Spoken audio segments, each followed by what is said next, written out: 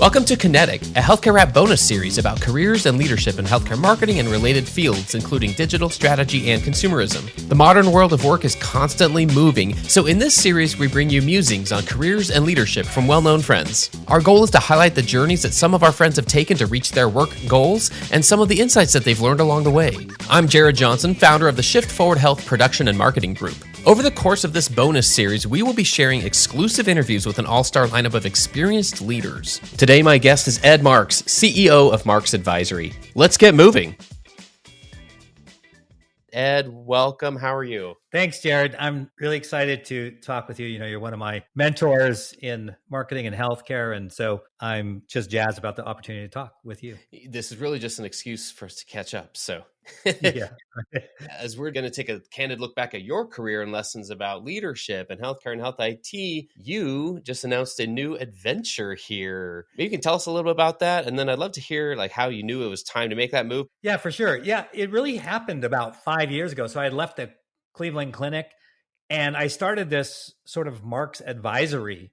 And my plan was really to help vendors connect with the broader healthcare community in a better, more effective way, because I'd seen a lot on the other side how it doesn't work. And I thought, you know what, I could probably help a few of these vendors become true partners with select healthcare systems. So I launched about 4 or 5 years ago, and my first client, Tech Mahindra, actually after 2 months hired me straight out. So they were like, Ed, we love what you're doing. We really want you to work for us full time. And they gave me this global position, and great opportunity. So I de-risked my career a little bit and went back to the security of a big company.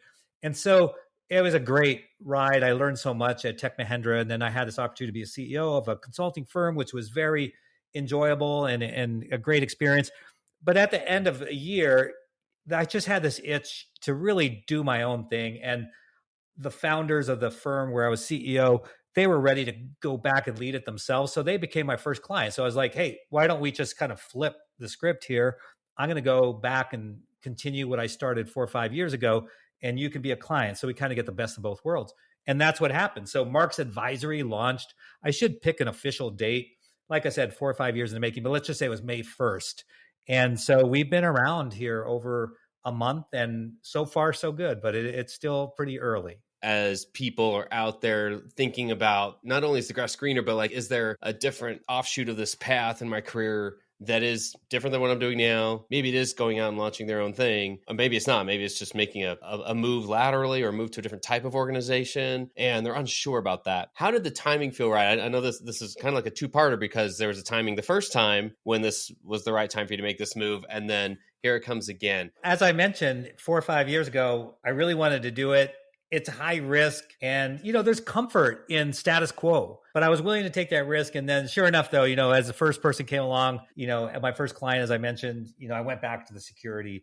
And it's hard because there is comfort. But at the same time, when you get comfortable, I think you become less effective and less sharp. And so I really wanted that next challenge. So it's like, I need to do this. So that was one thing that was going on, Jared. The second thing is I taught my kids. I raised my kids. I have 5 kids. Raised them to be fiercely independent and to do their own thing. And so 4 out of 5 of my kids, they are self-made people. They went out there, they took risks, made stuff happen in their career. One is in music, one is in finance, one is in movies, just a wide variety. And they're always like, Dad, when are you doing this? You keep telling us you should be independent and look at our lifestyle and look what we've accomplished. And you're still doing the same thing you told us not to do. So that was the secondary thing that was going on that said, you know what? Safety third. I need to take more risk. And so really that's just how it happened, Jared. So here I am. And like I said, so far so good 1 month in. Were there some key elements in the decision process where hey, if I hit these things without sharing, any figures or anything, but were there key elements of that you say, hey, if these things are there, then maybe the timing is going to work? Yeah. I think if you take that sort of mindset, which is not a bad one, right? It's good to have objective targets. And then you're like, okay, once I hit that, I'll flip the switch and jump. And I'm all about that. For me, though, I think it was about just trying new things and challenging myself. So I would get recruited a lot to be a CIO. And I loved being a CIO. And I have such fond memories of all the organizations I served. But I almost got to the point I have PTSD, and not to make light of PTSD, from a combat situation or others, but legitimately, the thought of jumping back in and taking the 24/7 calls, your cybersecurity, officers just called and something's gone wrong and all the patient data has been exposed, or, different things that would happen, or the network is down and, it's causing potentially patient harm. And, the things that we do as CIOs in healthcare that differentiate ourselves is that there's life and death that are at risk. And so I'd done the role for a long, long time, and I was just ready for a change. And I just didn't want that sort of lifestyle anymore. So for me, it kind of came down to sort of this lifestyle and becoming more independent. And there was some other things, Jared, that I wanted to do to express myself that, again, not in a negative way at all, but health systems didn't always seem to super appreciate. And that is things like maybe you wanted to write a book. And so there was maybe not that much support for someone writing a book, or let's just say there was something on your heart to speak about. And if it didn't fit with the particular culture or direction of the employer, there's some conflict there. So I always had to, throughout my career, not that major confession time here, Jared, but, I always had to walk that fine line because I was very expressive. I am very creative. And so while to me, it's normal. Oh, you should write a book. Absolutely. It's great for the brand of that health system. It's great for healthcare in general, depending on the topic, that you're helping to save more lives with this or inspiring others, those sort of things. But for some that are more traditional, that was kind of hard to let someone do that. And so I don't have that conflict anymore. So those were a couple of triggers, other than sort of like some financial triggers that would allow you the freedom to take that risk. Those were some, lifestyle and the ability to express myself freely, I think were sort of the liberating factors that led me down this path. Okay, I'm kind of in love with that term, liberating factors, because that's what they are. The enablers are kind of those mileposts of like, yep, okay, it's that path. Let's give this a shot. I recall when I first went out on my own, there's no safety net anymore. And I had a certain number of clients and like, hey, once I hit this number, then I can give my notice. I got that number and I gave my notice. And then within that first week, half of those clients backed out or just had to pause or whatever. And I'm like, okay, well, I'm still going forward. Right, so right. It's just a series of things like that. And it is exhilarating on its own. And I love the thought of liberating factors. Love that. Well, when you look back, what advice do you share the most often with colleagues when they're having questions about careers or leadership in this industry? Yes. What advice comes up the most? Yeah, it's not original. It's Zig Ziglar. And this really impacted me when I was young in my career. And I've really, if I had to boil it down to one, because when I first thought about that question, I had 5 or 6 things jump to my mind.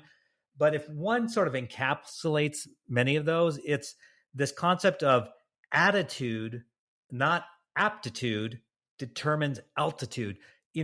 I'm just this average guy and I have average intelligence and I have average grades. I mean, everything, Jared, about me is like, I'm the average. And I realized that I'm not going to be able to outsmart other people because I'm average and they're above average.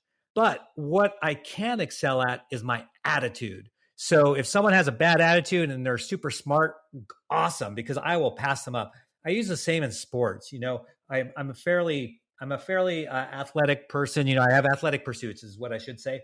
And I'm an average athlete, but I have above average results because of my attitude. So I don't skip a workout. I don't make excuses. I have a good attitude when it comes to workouts. And I know that there's people faster than me and less body fat than me, and they're not given the same effort. So when it comes time to race day, I'm actually outperforming them. So I'm my fat little self, outrunning some of these skinny guys. So it's the same in the workplace. And I found that early on. It's like a really practical example is I had a good attitude about volunteering. So they'd ask, who wants to volunteer to lead the United Way, for IT? And here's me, the young director. I'll do it. And whereas the other smarter people, they weren't raising their hands, but who got the visibility as a result, right? And then I developed relationships, learned more about the organization.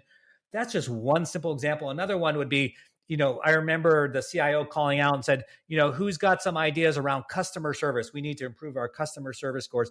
And there was silence, right, around the directors. I said, I'll do it. And so I learned how to present. I remember that was one of my first major presentations. So I learned the art of presentation. And so it all comes down to attitude. But since I mentioned presentation, let me double down on one other thing that's really important. Go get trained on how to speak and communicate. So again, I'm average, and there's above average people a lot smarter, but they wouldn't go out and get that training. I did. I went to Dale Carnegie. I took the 3-day, 4-day course. I learned how to speak and present. And I'm telling you, they're smarter, but I could out-present them, or they wouldn't even present. So who gets the visibility and who gets the experience that just help make me more attractive to other organizations or other leadership opportunities? So those are two things just off the top of my head, I think, that are really important, Jared. I wonder if sometimes, I don't know if maybe I'm the only one who feels this way, but sometimes you see all who's getting laid off and it just fits this story or this narrative of the economy's in an uncertain place. So is that going to limit your options? Is that going to limit where you can go? And in my case, what clients are going to spend and what they're going to be willing to do. As a client of mine, that might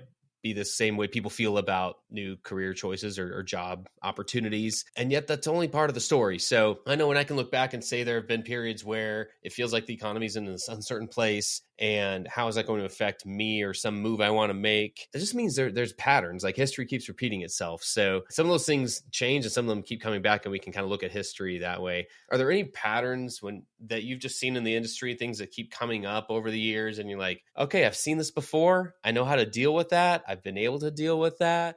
Yeah, I think you have to future-proof yourself because things will come up. Like you mentioned, if you just take technology, right? The dramatic changes we see every few years, whether it's cloud computing, e-commerce before that, virtual care more recently, under the digital transformation, of course, AI, generative AI, there's always stuff coming up. And so that's going to always continue. So I think the winners, again, aren't the smartest people, but they're people who can look into the future, see the future. And one way of doing that, I think, when we're in healthcare, is to look outside of healthcare. So you could see a lot of progress being made with generative AI a long time before we were talking about it in healthcare. And same with a lot of the other technologies. And so if you see that, if you look in other industries, what's going on, experience, patient experience, consumer experience, those sort of things. And then you can prepare yourself. So when that wave comes, you can ride on top of the wave. I'm not a big surfer or anything, but you see these waves coming, you can get crushed by the waves and get laid off and stuff like that. Or you could see that wave coming because you've studied, you're a student out there looking what's happening in other industries. And so when that wave comes, you can ride it. And I think it's the same with the other indicators from the economy that you were talking about, Jared, is don't be a victim. Try to be as proactive as you can. It's like getting new skills. Like, okay, I should probably know about AI. I mean, I've learned a lot about AI in the last year. And in years before that, we were using AI when I was at the clinic. So I was prepared for what was happening. Or virtual care is another great example, where, again, I'm hearkening back a few years, but because it's pre-pandemic, I had prepared the organization to be at 50% of all of our outpatient visits at virtual, 25% of inpatient days taken care of at home. That was pre-pandemic. So when the pandemic came, we were ready. So it's about that future proof. And again, you don't have to be a super smart person to know this. It's just an average person like myself can know this and just look ahead, just prepare yourself. And I think you'll weather the storm a lot better than those even who are smarter, but don't prepare themselves. All right, give me so much to think about here. And it's easy to come back to these, future-proof your career and don't be a victim.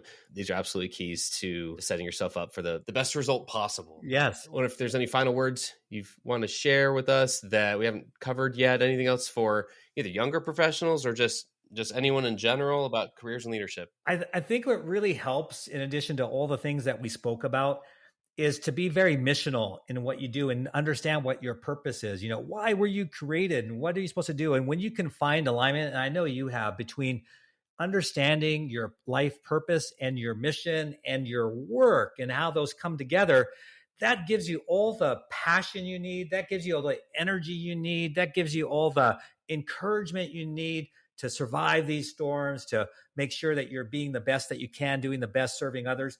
And so it's that alignment. For me, I caught that many, many years ago. When I was a janitor in healthcare, 16 years old, I knew healthcare. I didn't know how it was going to turn out, but I kept pursuing it, trying different things. And finally, that fateful day when it all came together and I realized the power of the clinical and the technical and the business to come together and save lives. And so I've been on that mission since then, Jared. Whatever I do, at the end of the day, it's got to end up being about saving people's lives. So whether I'm CIO of the Cleveland Clinic, serving at Tech Mahindra as a chief digital officer, or now, helping other organizations, at the end of the day, it's all about saving lives. So you get that congruence in your life, and that just fuels everything. So that would be my last statement. And thank you so much for having me. It's always such a joy to connect with you. Stay tuned for our next bonus episode featuring Alan Shoebridge and his invitation for more early career professionals to share their voices.